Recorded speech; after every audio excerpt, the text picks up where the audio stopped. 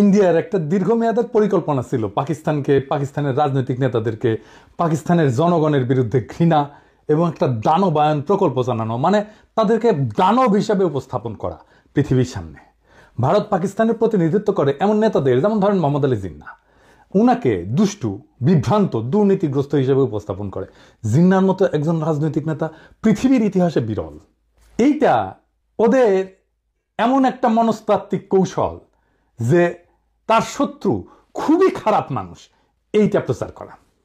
পাকিস্তানিদের ডেমোনাইজেশন করার একটা ইন্ডিয়ান প্রজেক্ট, এটা তারা আওয়ামী লীগকে শিখাইছে খুব ভালোভাবে। আওয়ামী লীগ একটা বিষাক্ত মূর্খ বাহিনী তৈরি করছে যারা পাকিস্তানি ঘৃণা ছড়ায়। এদের একটা প্রিয় বাক্য পাকি বীর জোহ, মানে এই লোককে জন্ম দিছে যে সে পাকিস্তানি। শেখ হাসিনার কথিত পিতা শেখ মুজিব পাকিস্তানি নাগরিক ছিল না? তার প্রত্যেকটা ভাই বোন তো মুজিবের বীর্যে জন্ম নাকি অন্য কারো বীর্যে জন্ম? মুজিব তো পাকিস্তানি নাগরিক ছিল নাকি ওরা কোনো ইন্ডিয়ানের বীর্যে জন্ম নিছে? হাসিনার ভাই বোনেরা নাকি সেই গল্প সত্য যে মুজিবের আসল নাম দেবদাস চক্রবর্তী? যে ছাত্র ইন্ডিয়ান 1969 সালের 25শে আগস্ট বিবৃতি দিয়ে বলছে জামাত ইসলামী পাকিস্তানের অস্তিত্বের বিরোধী। ওর নিজের দল পাকিস্তানের অস্তিত্ব রক্ষায় দিওয়ানা ছিল। পুরো পত্রিকা দেখান ইডিএস সাহেব, পরে আবার কইতে পারে আমরা এডিট করে বানাইছি। দেখান ছাত্র ইউনিয়নের নাম দেখান, ছাত্র ইউনিয়নের নেতাদের নাম দেখান, প্রেসিডেন্ট সেক্রেটারির নাম দেখান। ছাত্র ইউনিয়ন শুধু না, বিপরীত ক্রমে মুজিববাদী ছাত্রলীগও পাকিস্তানের অস্তিত্ব রক্ষায় দিওয়ানা হয়েছিল। এখন পাকিস্তান খুব খারাপ। 1969 সালের 25শে মার্চ আইয়ুবের পতন হয়ে গেছে, মানে গণঅভ্যুত্থান হয়ে গেছে। তারপরের ঘটনা, তারপরে এই বিবৃতি দিচ্ছে 5 মাস পরে পাকিস্তানের রক্ষায় দিওয়ানা। তাও তারা পাকিস্তানি না, অন্যরা পাকিস্তানি। হ্যাঁ, কারণ ওই ডেমোনাইজেশন প্রজেক্ট, পাকিস্তানকে ডেমোনাইজ করা। শাসক হিসেবে পাকিস্তান খারাপ কাজ করে না এরকম না, অবশ্যই করছে।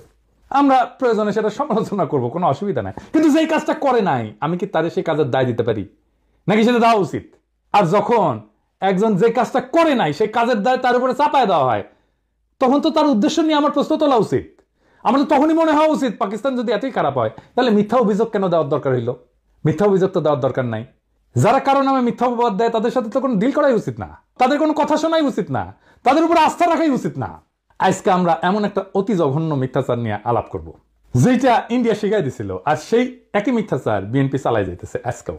সেটা জানতে হইলে একটু পিছনে ফিরে যাইতে হবে, সেই 1971-এ। আসেন আগে আমরা সেই গল্পটা শুনে আসি।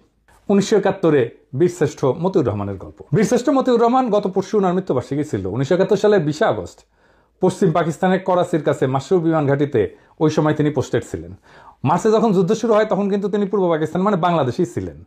উনি তখন এইখানে ছুটিতে ছিলেন, তখন জয়েন করেন নাই যুদ্ধে।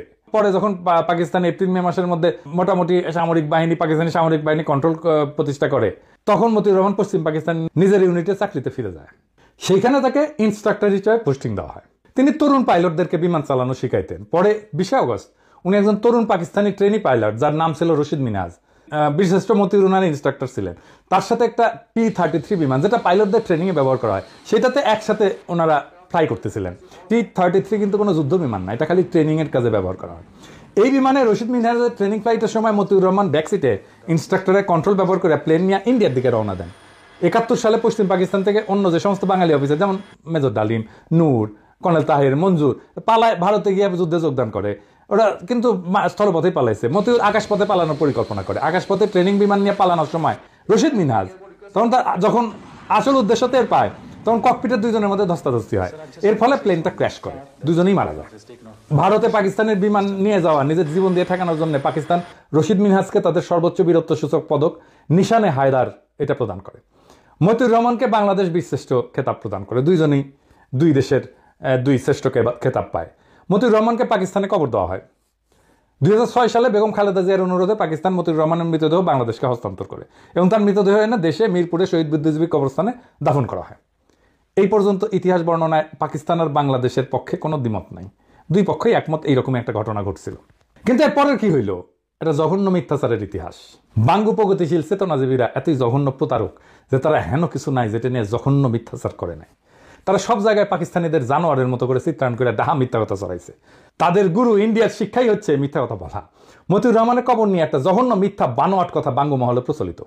সেটা হইতেছে পাকিস্তানিরা নাকি মতিউর রহমানকে কবর দিয়ে তার কবরের ফলকে লিখে রাখছিল, ইধার শো রাহা হয় এক গাদ্দার, মানে এইখানে এক বিশ্বাসঘাতক শুয়ে আছে। এটা একদম সবার মুখে মুখে প্রচলিত। আপনি সার্চ দিলে, ফেসবুকে সার্চ দেন, গুগলে সার্চ দেন, এটা আপনি পাবেন। বিএনপির অফিসিয়াল ফেসবুক পেজে এই কথা ছড়ানো হয়েছে। দেখেন কি লিখছে, পাকিস্তানে একটি কবরের উপরে লেখা ছিল ইধার সোরায় এক গাদ্দার। বাংলা অর্থ, এখানে শুয়ে আছে এক বেঈমান। পাকিস্তানের সেই গাদ্দারটি কে তা কি আমরা জানি? তিনি বাংলাদেশের বীর শ্রেষ্ঠ মতিউর রহমান। দীর্ঘ 35টি বছর পাকিস্তানের মাটিতে চরম ঘৃণা ভরে শায়িত ছিলেন আমাদের মুক্তিযুদ্ধের এই নায়ক। 2006 সালে তৎকালীন প্রধানমন্ত্রী বেগম খালেদা জিয়ার ঐকান্তিক প্রচেষ্টায় বীর শ্রেষ্ঠ মতিউর রহমানের দেহাবশেষ বাংলাদেশে ফিরিয়ে আনা হয় এবং পরিপূর্ণ মর্যাদায় দেশের মাটিতে দাফন করা হয়। বাংলাদেশে তার মৃতদেহ আসা পর্যন্ত খালেদা জিয়া এয়ারপোর্টে অপেক্ষা করছিলেন। হে মৃত্যুঞ্জয়ী, তোমার আত্মবলিদানের বিনিময়ে আমরা পেয়েছি একটি স্বাধীন মানচিত্র। তোমাকে আমরা ভুলি নাই, ভুলব না। তুমি আছো লক্ষ কোটি বাঙালের হৃদয়ের গভীরে শ্রদ্ধাঞ্জলি। হ্যাঁ, পুরা আওয়ামী বয়ান। আওয়ামী লীগ তো জাউরার জাউরা, তারা বলতে পারে, কিন্তু বিএনপি কেন? যে বিএনপি দাবি করে তারা মতিউর রহমানের মরদেহ বাংলাদেশে নিয়ে আসছে পাকিস্তান থেকে, তারা মতিউর রহমানের কবর দেখে নাই? ওখানে লেখা ছিল যেখানে গাদ্দার শুয়ে আছে, তারা অপমান করে কবর দিছিল পাকিস্তানিরা। মতিউর রহমানের কবরে আসলে কি লেখা ছিল? আজকে এপিসোডে ভুয়া মিথ চিরতরে জয় বাংলা করে দেব। বিএনপি কি পাকিস্তানে গিয়ে দেখে এসেছে মতিউর রহমানের কবরে কি লেখা ছিল? যাওয়ার তো কথা, কারণ ডেড বডি নিয়ে আসার সময় তো গেছিল কেউ না কেউ। আর দেখে যদি বুঝতে না পারোস, নাই জানোস, তাহলে ডা মন করা মিথ্যা কথা সরাস কেন? আজকে বিএনপিদের পাকিস্তানের মাসরুর বিমান ঘাঁটিতে অবস্থিত মতিউর রহমানের অরিজিনাল কবরের ছবি আর সেটার ফলক দেখাবো। দেখেন, সবাই দেখেন, মার্বেল পাথরের ফলকে যেটা লেখা আছে আরবিতে বিসমিল্লাহির রহমানির রহিম, এর নিচে লেখা নাম্বার 1, র্যাঙ্ক ফ্লাইট লেফটেন্যান্ট, নাম মতিউর রহমান, মৃত্যু তারিখ 20 আগস্ট 1971। হারামজাদারা এখানে কই লেখা দেয় যে এখানে গাদ্দার শুয়ে আছে? এখানে দেখেন সেই কবরের ছবি, আর সেই কবর তুলে বাংলাদেশে পাঠানো হচ্ছে তার ছবি। এডিটর সাহেব দেখায় দেন এটা সেই সময়ের ছবি যখন তার দেহাবশেষ তুলে বাংলাদেশে পাঠানো হইতেছে। নিচে দেখান, বিএনপি বিসমিল্লাহির রহমানির রহিম না বইলে বক্তৃতা শুরু করে না, কিন্তু বিসমিল্লাহির রহমানির রহিম যখন সামনে দেখে এটা পড়ে বুঝতে পারে না। মানে সব জায়গায় ডাহা মিথ্যা কথা না ছড়াইলে পেটের ভাত হজম হয় না। বিএনপির এই চেতনার বয়ান পোস্ট দেওয়া লাগে।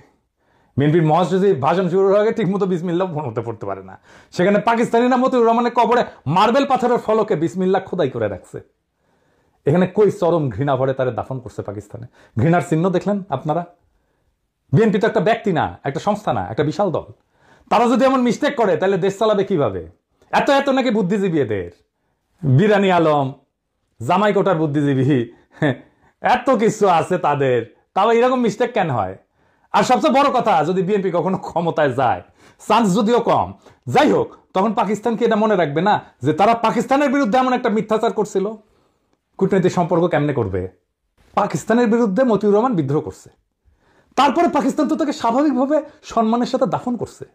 বাঙ্গুরা যত পশ্চিম পাকিস্তানি অফিসার সৈনিক হত্যা করছে, তাদের একজনেরও কবর দেখাতে পারবে বাংলাদেশে?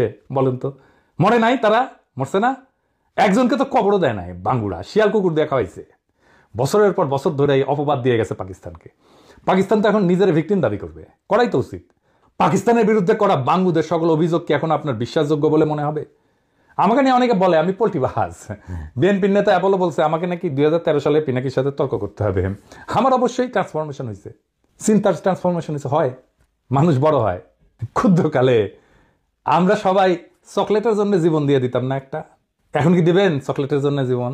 তো ক্ষুদ্রকালের সেই ইমোশনটা কি ভুল ছিল? আর এখনকার এই প্রজ্ঞাটা কি ভুল? আমার ট্রান্সফরমেশন হয়েছে আপনাদের সামনেই, এমন না হঠাৎ করে হয়েছে, আপনারা দেখছেন। গতকালের ভিডিওতে বলছিলাম না যে আমি সেই গুহা থেকে বাইর হইয়া যখন সত্যের মুখোমুখি হয়েছি তখন আমি হতবিহ্বল হয়েছি। তারপরে যখন প্রশ্ন করা শুরু করছি, যা জানছি এতদিন সবকিছু দেখি সব মিথ্যা, সব ঝুটায়। আমি একটা এক্সাম্পল দেখাই, এটা আমার প্রজন্মের যারা, আমার সাথে মুরব্বী যারা, তাদের বলবেন, ওনারাও সাক্ষ্য দেবেন। আসেন সে এক্সাম্পলটা দেখি। আমরা যখন ছোট ছিলাম তখন এই ছবিটা ছাপা হইতো পত্রিকায়, বলা হয়তো পাকিস্তানি ছেলেরা লুঙ্গি খুলে দেখতেছে তার খতনা করা আছে কিনা, হিন্দু না মুসলমান। ছবিটা পাকিস্তানি আর্মির না, ইন্ডিয়ান আর্মির। ছবিটা তুলছেন কিশোর পারেক, একজন ইন্ডিয়ান ফটোগ্রাফার। যখন ইন্ডিয়ান আর্মি বাংলাদেশে ঢুকছে সেই সময়কার ছবি। তার একটা প্রকাশিত বই আছে ব্রুটাল বার্থ নামে। এই ছবিটা সেখানেই প্রকাশিত হয়েছিল। ক্যাপশনে উল্লেখ ছিল, ছবির সেনার পরিচয় উল্লেখ ছিল। ছবিটা পিডিএফ অনলাইনে আছে, গুগল করলে পাবেন, আর নিজেই চেক করে নিতে পারবেন। তো এইটা যখন আমি প্রথম ফেসবুকে প্রকাশ করি, প্রমাণ হাজির করি, তখন আমার উপরে বাংলার চেতনাবাজরা ঝাঁপে পড়েছিল। আওয়ামী লীগেরা, আওয়ামী বাকশালী প্রগতিশীল নাস্তিক বামেরা আমার পিছে লাগে কেন জানেন? প্রথম কারণ হচ্ছে বামেরা হারে হারে জানে, চিনে আমারে। আমার ক্যাপাসিটি কি, একসাথে রাজনীতি করে আসছি তো, ওরা জানে আমি কি জিনিস, তারা জানে আমি কি করতে পারি, আমি কিভাবে তাদের বানানো দুর্গ ধ্বংস করে দিতে পারি সেটা তারা জানে। তারা জানে যে এইখানে কি আছে।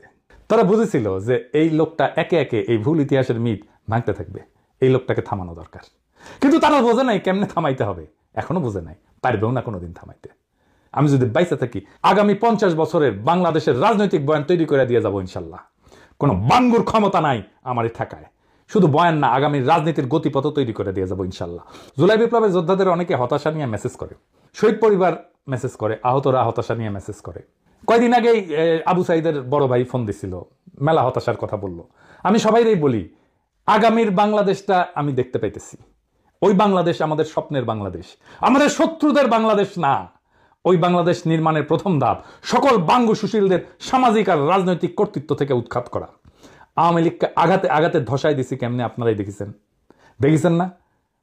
সেই 2021 সাল থেকে একের পর এক আঘাত করে ওদের সব বয়ান একের পর এক ভাঙিছি।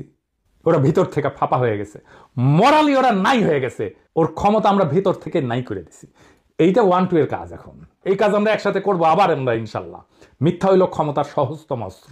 যখনই সত্যকে পরাজিত করা যায় না, তখনই শত্রুকে ডেমোনাইজ করা হয়, দানবায়ন করা হয়, অদৃশ্য কইরা ভয়ঙ্কর করে তোলা হয়। ভারত পাকিস্তানের বিরুদ্ধে যে প্রকল্প চালু করছিল, আর আওয়ামী লীগ যে প্রকল্পকে আত্মস্থ করছে, আজ বিএনপি যে প্রকল্প বহন করে নিয়ে চলছে, কিন্তু মিথ্যার সেই প্রকল্প ধ্বংস হবে। কারণ মিথ্যার সবচেয়ে বড় সীমাবদ্ধতা হইল সেটা ইতিহাসের বোঝা বইতে পারে না, একসময় ভেঙে পড়ে, উন্মোচিত হয় তার শূন্যতা। আজ আমরা এক সীমানার সামনে দাঁড়ায় আছি, যেখানে মিথ্যার সত্যের সংঘর্ষ নির্ধারণ করবে আগামীর বাংলাদেশের রূপ। যদি আমরা মিথ্যার শিকল ভেঙে সত্যকে গ্রহণ করি, তবে আমাদের রাজনৈতিক কল্পনা হবে মুক্ত। আর যদি মিথ্যার বন্দিত্বে থাকি, তবে স্বাধীনতার অর্ধশতাব্দী পার হয়েও আমরা প্রকৃত মুক্তি পাবো না। সুতরাং আমাদের যাত্রা কেবল পাকিস্তান, বাংলাদেশ, ভারতের ইতিহাসের ভেতরে সীমাবদ্ধ না। আমাদের যাত্রা আসলে সত্য এবং মিথ্যার মধ্যেকার এক অনন্ত সংগ্রামের অংশ। আগামীর বাংলাদেশ সেই সংগ্রামের ফসল, যেখানে শাসন আসবে মিথ্যার প্রজেক্ট থেকে না, বরং সত্য, ন্যায় আর জনগণের আত্মমর্যাদা থেকে। মিথ্যার রাজনীতির অবসান ঘটানোই আমাদের মুক্তির প্রথম ধাপ। ইনকিলাব জিন্দাবাদ।